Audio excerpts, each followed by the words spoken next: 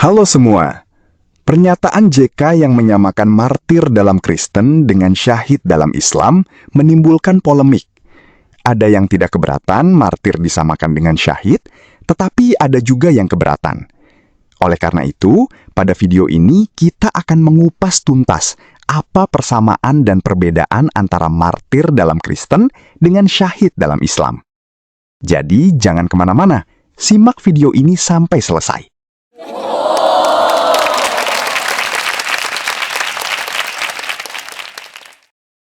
Oke, saya mau mulai dengan etimologi kata martir dalam Kristen. Kata martir berasal dari bahasa Yunani martis, yang kalau diterjemahkan ke dalam bahasa Indonesia berarti saksi. Bentuk jamak dari martis adalah martires.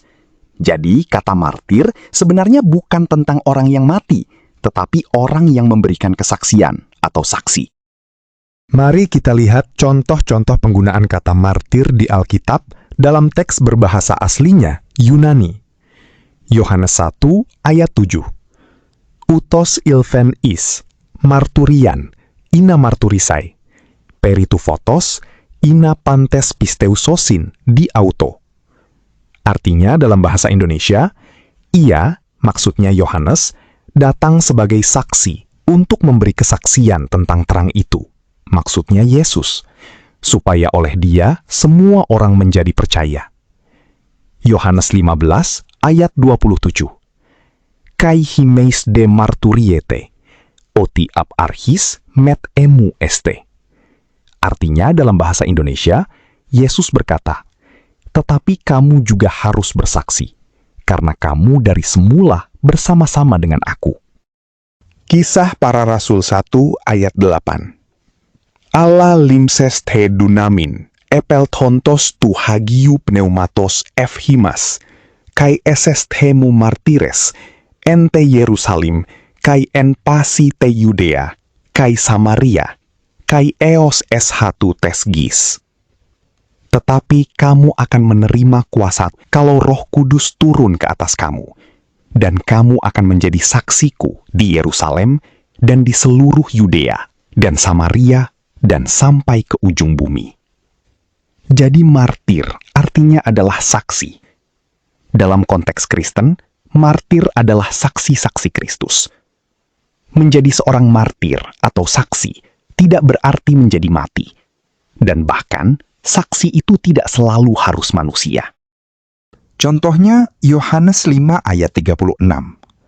Ego de ehotin martirian, meizo tu Ioannu, tagar erga adedoken mi opatir.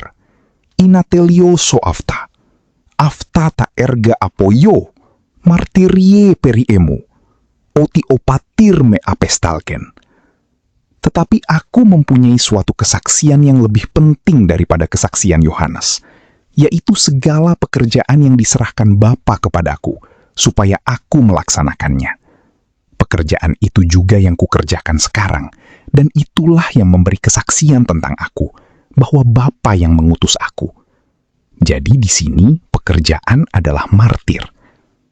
Lanjut Yohanes 5 ayat 37. Kai opem sas me patir, ekinos me martiri ken periemu.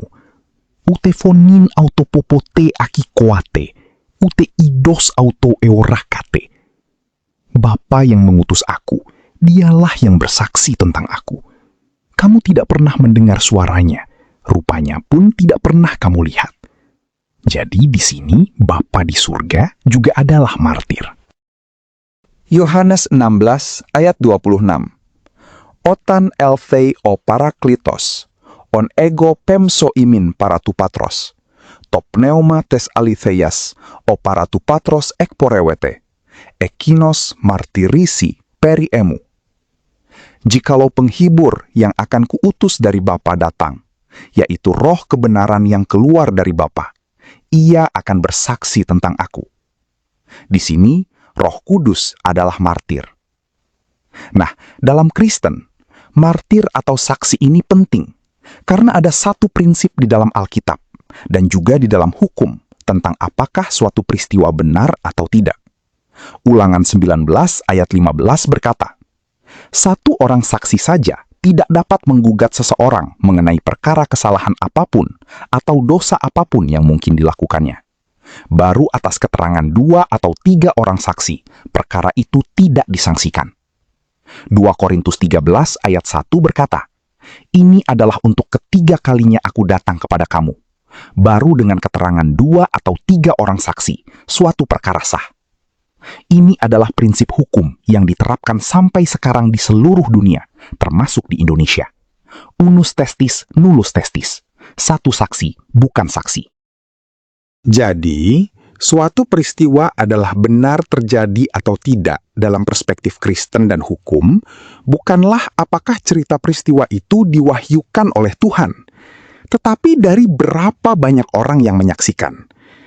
Salah satu contoh peristiwa yang paling penting dalam Kristen adalah kematian dan kebangkitan Yesus. Kita tahu peristiwa itu benar atau tidak, bukan dari apakah peristiwa itu diwahyukan oleh malaikat kepada seseorang di dalam sebuah gua, tetapi dari para martir, para saksi mata yang melihat sendiri peristiwa itu. Peristiwa kematian Yesus dicatat oleh para murid Yesus, dicatat oleh orang Romawi yang bukan murid Yesus, dan oleh orang Yahudi yang bukan murid Yesus. Dengan demikian, kita bisa tahu dengan pasti bahwa peristiwa penyaliban Yesus memang sungguh terjadi di dalam sejarah dan sah di mata hukum. Dan dengan demikian, kita juga bisa tahu dengan pasti bahwa satu orang yang ngaku mendapatkan bisikan makhluk halus di dalam gua bahwa Yesus tidak mati disalibkan, itu tidak benar, dan kemartirannya tidak dapat diterima secara hukum. Jadi, sebenarnya martir atau saksi di dalam Kristen tidak ada hubungannya dengan mati. Menjadi berhubungan dengan kematian karena sebagian besar para saksi Kristus itu akhirnya mati dibunuh. Dan mati dibunuh yang dimaksud di sini bukan karena dia perang, bukan karena dia bunuh orang, bukan karena dia melakukan tindakan kriminal atau kejahatan. Tetapi mati dibunuh yang dimaksud di sini adalah mati karena memberikan kesaksian tentang Kristus. Dia dipaksa untuk menarik atau menyangkal kesaksiannya. Dan walaupun dia disiksa sampai akhirnya mati dibunuh, orang itu tetap teguh, tidak menarik atau menyangkal kesaksiannya. Itu yang disebut mati martir di dalam Kristen. Mati sebagai saksi. Dan mati martir sangat dihargai dan dihormati di dalam Kristen. Karena dengan dia tidak menarik atau menyangkal kesaksiannya, kita bisa semakin yakin bahwa apa yang disaksikan dia sungguh benar. Karena yang melihat peristiwa itu adalah saksi, sedangkan orang lain tidak melihatnya, maka kesaksiannya dianggap sebagai iman. Dari perubahan perspektif antara saksi menjadi pendengar umum inilah, mati martir berubah makna dari mempertahankan kesaksian menjadi mempertahankan iman. Sampai di sini jelas ya? Nah, bagaimana dengan syahid di dalam Islam? Secara etimologi, kata syahid berasal dari bahasa Arab, yang juga kalau diterjemahkan ke Indonesia menjadi saksi. Ketika Muslim mengucapkan kalimat syahadat, berarti Muslim mengucapkan kalimat kesaksian. Di dalam frasa pertama syahadat disebut asyhadu, yang berarti aku bersaksi. Mari kita baca Al-Quran surah Al-Baqarah 2 ayat 143. Wa kadzalika ja'alnakum ummatan wasatan litakunu syuhada'a 'alan nasi wa yakunar rasulu 'alaikum syahida. Artinya, demikian pula kami telah menjadikan kamu, umat Islam, umat pertengahan, agar kamu menjadi saksi atas perbuatan manusia dan agar Rasul, Nabi Muhammad, menjadi saksi atas perbuatan kamu. Di Al-Quran surah ke-6 ayat 19 dikatakan, Qul ayyu syai'in akbaru syahadah, qulillahu syahidum baini wa bainakum. Artinya, katakanlah Nabi Muhammad, siapakah yang lebih kuat kesaksiannya? Katakanlah Allah, dia menjadi saksi antara aku dan kamu. Jadi, secara ilmu bahasa, syahid juga artinya adalah saksi. Saksi bahasa Yunaninya adalah martir. Bahasa Arabnya adalah syahid. Dan seperti di dalam Kristen, Di dalam Islam juga sebenarnya saksi, syahid atau martir itu tidak selalu harus mati dan tidak selalu harus manusia. Allah juga adalah syahid atau saksi di dalam Al-Quran. Jadi, secara etimologi, martir adalah syahid, syahid adalah martir. Bedanya hanya martir berasal dari bahasa Yunani, syahid berasal dari bahasa Arab. Dan orang-orang yang mati syahid atau mati martir juga sangat dihargai di dalam Islam. Tetapi ada perbedaan mendasar tentang siapa orang-orang yang mendapatkan gelar atau sebutan mati syahid atau mati martir di dalam konteks Islam. Plot twistnya mulai berubah di Islam dalam Al-Quran surah 4 ayat 69. وَمَنْ يُطِعِ اللَّهَ وَالرَّسُولَ فَأُولَئِكَ مَعَ الَّذِينَ أَنْعَمَ اللَّهُ عَلَيْهِمْ مِنَ النَّبِيِّينَ وَالصِّدِّيقِينَ وَالشُّهَدَاءِ وَالصَّالِحِينَ وَحَسُنَ أُولَئِكَ رَفِيقًا. Siapa yang menaati Allah dan Rasul Nabi Muhammad, mereka itulah orang-orang yang akan dikumpulkan bersama orang-orang yang dianugerahkan nikmat oleh Allah, yaitu para nabi, para pencinta kebenaran, orang-orang yang mati syahid, dan orang-orang soleh. Mereka itulah teman yang sebaik-baiknya. Di sini, para syuhada atau orang-orang yang mati syahid berubah dari orang-orang memberikan kesaksian menjadi orang-orang yang taat kepada Allah dan Muhammad. Dilanjutkan ayat-ayat selanjutnya adalah tentang pergi berperang. Al-Quran surah 4 ayat 74 berkata, فَلْيُقَاتِلْ فِي سَبِيلِ اللَّهِ الَّذِينَ يَشْرُونَ الْحَيَاةَ الدُّنْيَا بِالْآخِرَةِ وَمَنْ يُقَاتِلْ فِي سَبِيلِ اللَّهِ فَيُقْتَلْ أَوْ يَغْلِبْ فَسَوْفَ نُؤْتِيهِ أَجْرًا عَظِيمًا. Oleh karena itu, hendaklah orang-orang yang membeli kehidupan dunia dengan kehidupan akhirat berperang di jalan Allah. Siapa yang berperang di jalan Allah dan gugur atau memperoleh kemenangan, niscaya kelak kami anugerahkan kepadanya pahala yang sangat besar. Di sini, para syuhada atau orang-orang yang mati syahid berubah lebih jauh menjadi orang-orang yang pergi berperang di jalan Allah atau melakukan jihad. Secara eksplisit, Al-Quran surah 9 ayat 111 menyebut membunuh atau terbunuh mendapatkan pahala surga. Innallaha ashtara minal mu'minina anfusahum wa amwalahum bi anna lahumul jannah. Yuqatiluna fi sabilillahi fayaktuluna wa yuqtalun. Sesungguhnya Allah membeli dari orang-orang mukmin diri dan harta mereka dengan surga yang Allah peruntukkan bagi mereka. Mereka berperang di jalan Allah, sehingga mereka membunuh atau terbunuh.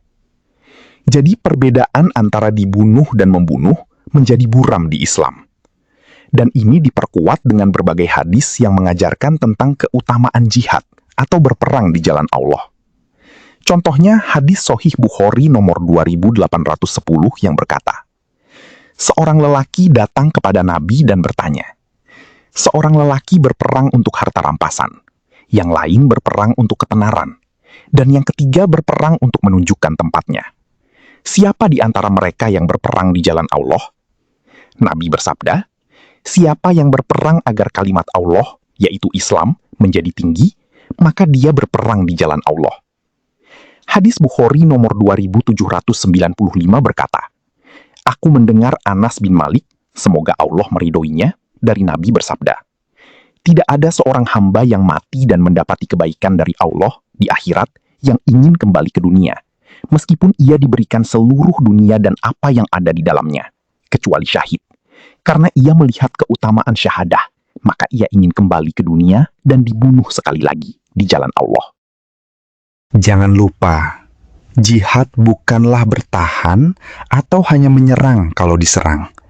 Jihad adalah ekspansi, inisiatif menyerang tanpa henti demi menyebarkan ajaran Islam.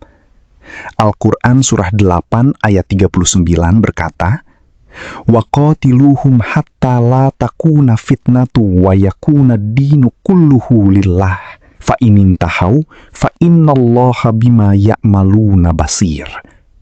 Perangilah mereka sampai tidak ada lagi fitnah, penganiayaan atau syirik, dan agama seutuhnya hanya bagi Allah. Jika mereka berhenti dari kekufuran, sesungguhnya Allah Maha melihat apa yang mereka kerjakan. Al-Quran Surah 9 ayat 29 berkata, Qatilul ladzina la yu'minuna billahi wala bil yaumil akhiri wala yuharrimuna ma harramallahu wa rasuluhu wala yadinuna dinal haqqi minal ladzina utul kitaba hatta yu'tul jizyata an yadin wahum saghirun. Perangilah orang-orang yang tidak beriman kepada Allah dan hari akhir, tidak mengharamkan, menjauhi apa yang telah diharamkan oleh Allah dan Rasul-Nya, dan tidak mengikuti agama yang hak, Islam, yaitu orang-orang yang telah diberikan kitab, Yahudi dan Nasrani, hingga mereka membayar jizyah dengan patuh, dan mereka tunduk. Jadi, syahid atau martir, yang sebenarnya berarti saksi, pertama berubah makna di Islam menjadi taat kepada Allah dan Muhammad. Setelah itu, taat kepada Allah dan Muhammad menjadi tidak cukup hanya dengan memberikan kesaksian 2 kalimat. Harus dengan jihad atau berperang di jalan Allah. Dan kemudian mengaburkan perbedaan membunuh dan dibunuh. Sehingga orang yang membunuh orang lain demi menyebarkan agama Islam juga dianggap sebagai syahid atau martir. Inilah perbedaan antara syahid atau martir dalam Kristen dan syahid atau martir di dalam Islam. Di dalam Kristen, mati syahid atau martir bukanlah kalau kamu tidak percaya kesaksian saya, kamu saya bunuh. Tetapi, mati syahid atau martir adalah saya tetap mempertahankan kesaksian saya walaupun kamu bunuh saya. Di dalam Islam, mati syahid atau martir bukan hanya mati karena mempertahankan iman, tetapi juga mati ketika memaksakan agama Islam kepada orang lain yang disebut jihad. Islam mengajarkan cara jihad memaksakan agama kepada orang lain adalah dengan pertama menawarkan masuk Islam. Kalau nggak mau masuk Islam, paksa bayar jizyah. Kalau nggak mau masuk Islam dan bayar jizyah, bunuh. Jika orang yang jihad memaksakan Islam dengan cara demikian terbunuh, dia dianggap syahid. Dosa-dosanya langsung diampuni, masuk surga, dan mendapatkan pahala dari Allah. Ini adalah ajaran yang tidak ada di Kristen. Tidak ada jihad atau perang demi menyebarkan agama di Kristen, walaupun mungkin ada orang Kristen yang perang. Dan tidak ada orang yang mati perang disebut syahid atau martir di Kristen. Dan itulah sebabnya kita menolak syahid atau martir di Kristen disamakan dengan syahid atau martir di Islam. Bukan karena perbedaan bahasa Yunani dan Arab yang digunakan, tetapi karena perbedaan cara menggunakan kata syahid atau martir itu dalam agama. Kami yang Kristen tidak mau dianggap punya ajaran disuruh menyebarkan agama dengan perang seperti jihad di Islam. Dan kami yang Kristen tidak mau dianggap punya pikiran kalau bunuh orang yang tidak seagama bakal masuk surga seperti di Islam. Semoga dengan penjelasan ini teman-teman semua menjadi paham. Dan jika teman-teman merasa penjelasan ini bermanfaat, bagikan video ini sebanyak-banyaknya supaya semakin banyak orang yang paham. Sekian video kali ini. Sampai jumpa di video yang akan datang. Tuhan Yesus memberkati.